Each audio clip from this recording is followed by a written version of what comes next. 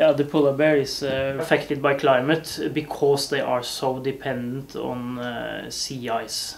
So what's been seen more and more is that many places in Arctic where you get less sea ice or you get longer periods without sea ice, they are suffering. Polar bears are less able to accumulate much fat. Some places they have more problems getting cubs that survive, maybe getting pregnant at all, and also seen in the most southern part of the range they live in, Hudson Bay, that the population has declined, and that fits with many years with much less sea ice.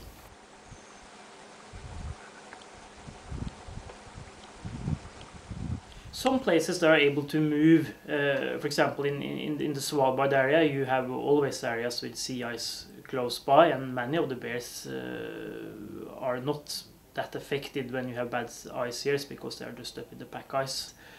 But in other parts of the year, like in Hudson Bay, all polar bears are on land in summer, and then there's nothing they can do if it takes a lot of extra time before sea ice freezes and they get access to seals. They get thinner and thinner.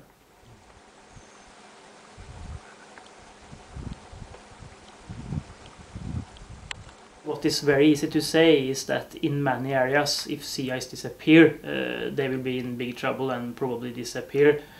But as a species in the whole Arctic, it's much more difficult to say, but what is likely is that if you look at the southern range they have today, for example, that those bears in Western Hudson Bay are able to live for half a year without food, then you can look at the future models and say where it's going to be similar conditions in the future as it is in southern Hudson Bay today, and that's maybe where they can live in the future.